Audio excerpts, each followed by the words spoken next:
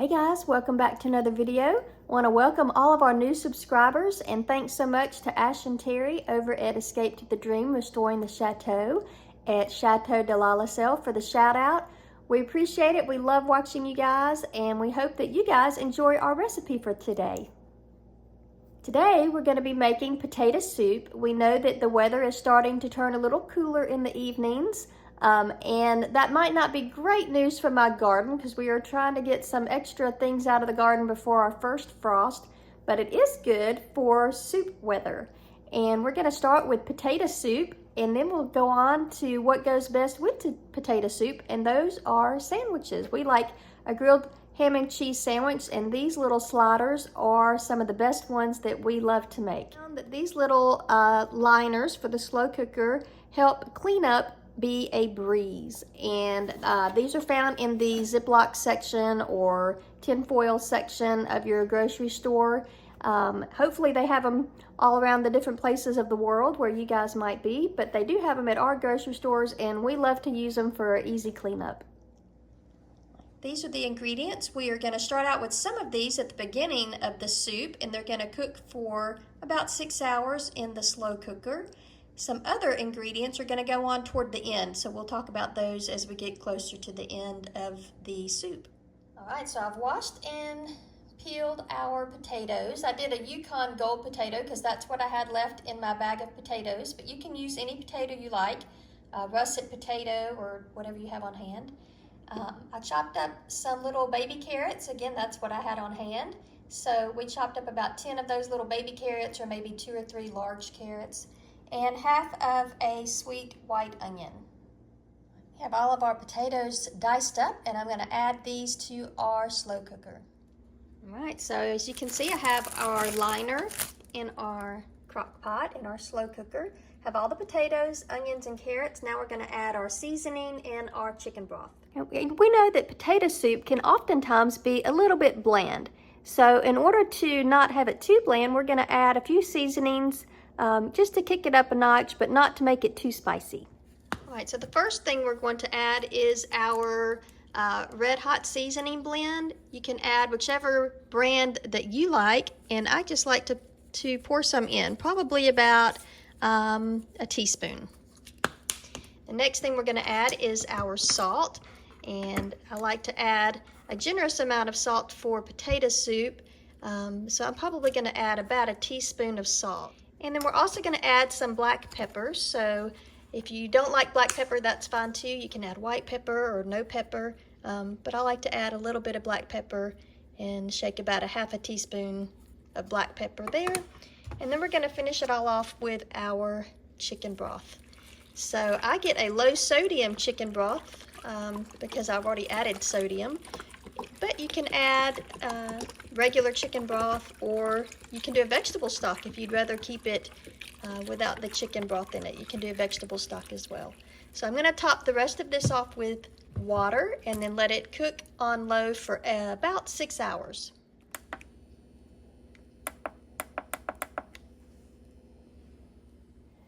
All right, so now that we have been making our soup, let's go out to the garden and see what happened with our potatoes that we harvested this week. All right, so I'm gonna harvest our potatoes. They all look pretty dead. In fact, it just looks like a bunch of dirt and some really dead twigs. But I also have a little friend here in the garden. They blend right in until the ground moves, but we have so many of these little frogs that just come visit all the time. Hey, little frog. So I'm going to go ahead and dig up some of these potatoes. They've been out here for 90 days, so hopefully they're bigger than the last time I tried a few weeks ago. So let's give it a go. All right, let's see what we find besides little critters. Little critters.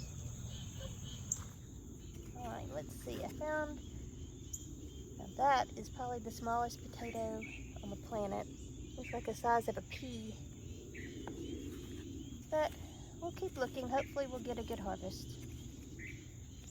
Oh. Huh.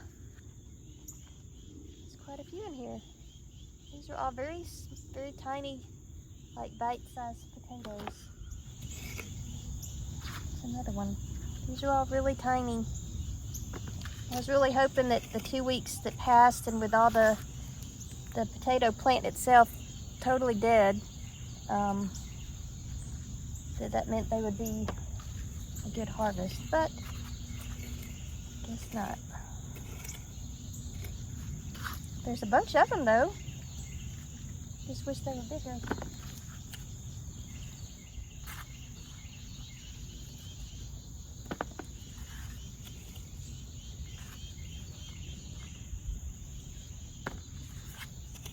These are about half the size of a fingerling potato, so another one. All right, so I've harvested quite a few little potatoes. Some of them are very small, and then I come across this guy. Really? What in the world? Yeah, you better get out of my potato. You just ruined it. Thanks, buddy. All right, well, our potato harvest was a little disappointing, but I have to say we got 68 little potatoes. These are small, but they are very much usable. It is a potato, so I have 68, and we can definitely roast these and have a nice meal with all of these potatoes. Okay, so about 30 minutes before the end of the cook time, we're going to go ahead and make our slurry. And this is a mixture that we're going to put in the soup to thicken it up. We're going to start with half a stick of butter, or 1/4 cup of butter. And we'll let that melt. And to this, we are going to add 1/4 cup of all-purpose or plain flour as soon as that melts a little bit. And then we're going to add 1/4 cup, or about 3 tablespoons or so, of sour cream. And we're also going to add 1½ cups of heavy cream. So we're going to start with our butter. We're going to let that get melted. So as soon as this melts in, we're going to add our flour.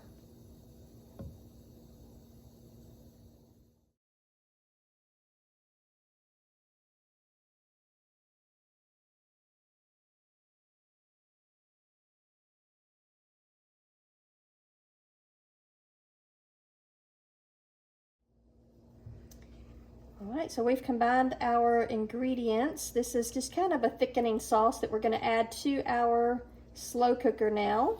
And we're going to add this to make the soup a little bit thicker and creamier. All right, so it has about 30 minutes left on the timer, and we have just added our slurry thickening mixture, and we're going to give it a stir, and then we're going to let it cook for that last 30 minutes, and this will help that soup thicken up. All right, what goes best with soup but some grilled cheese, or in this case, some little ham and cheese sliders. So we're going to start with a package of the Hawaiian rolls. This is a 12-pack. You can easily do the 24-pack. We have some dried onions and some mustard there, the ground mustard. We have some Worcestershire sauce, about a teaspoon of that, a stick of butter that we're going to melt, some ham, and some Swiss cheese, and we're also going to add some poppy seeds. All right, so the first thing I did is I cut our rolls. I just took a serrated knife along the middle of the rolls so we can take this top layer off. I'm going to set it to the side and work with our bottom layer. Into our melted butter, I'm going to add the Worcestershire sauce. That's about a teaspoon of that. We've got about a tablespoon of Dijon mustard and about a tablespoon of dried minced onions. We're going to mix this all together. And I'm also going to add some poppy seeds. You don't have to add these if you don't want to, but I like them because they make it fun.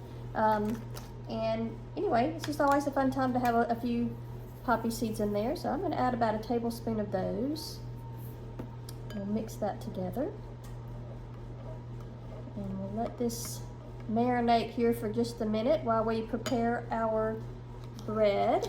So we're going to take our ham slices. This is about a pound of ham, and we're going to layer these on here. I like a lot of ham on mine, so I'm going to use the whole packet. But if you like less, that's fine too. And we're just going to layer these on, and then we're going to follow it with our Swiss cheese. You can do the same thing for roast beef or for different types of cheeses. If you want to do like a roast beef slider, you can do that as well. We're gonna add our cheese on here. And I like ours kind of cheesy, so I'm gonna use most of our cheese as well. And now we're gonna add our tops of our rolls back. Slice tops here. And we're gonna coat these with our butter mixture. Alright, so we're just gonna spread this on top here. And I have my oven set at 350 degrees Fahrenheit. We're gonna let these bake up.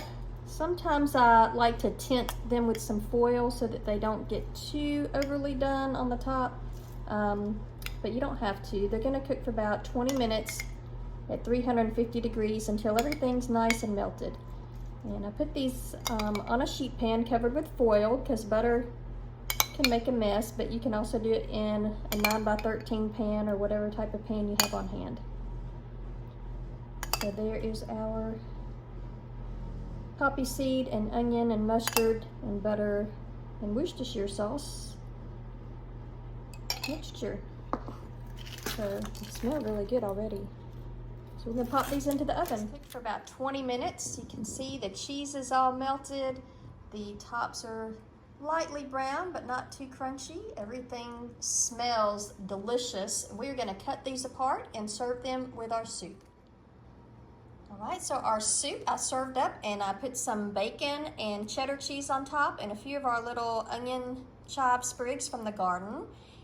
Doesn't that look delicious? Nothing better on a nice cool fall evening than soup and sandwiches, and this definitely has comfort food written all over. Smell amazing. Oh, they smell so good. I wish we had smell-o-vision. These pair so well with soup. So our soup of the evening is a potato soup. Has a little bit of carrots cooked in there with it. And we have our bacon and cheese on top. So we hope that you enjoy these recipes, and we hope that you like and subscribe, and stay tuned. We'll have some more recipes coming right up. Thanks for watching. Bye. Right, and here is an update on the okra. We haven't talked about it much because it's just been growing, but we have our very first flower. The okra flower is very pretty. It's kind of a whitish yellow, cream colored with a red center. And hopefully that means we will have some okra very soon. So out of all the ones that we planted, we have 3 okra stalks that grew, and they all seem to have lots of buds coming up, so I'm hoping that means we'll have okra before our first frost. So here's to some okra. And our corn, you can see it's starting to develop the corn husk with the silks, and hopefully we'll have a few, maybe just a couple things of corn, a couple ears of corn from our 6 or 7 stalks that actually germinated.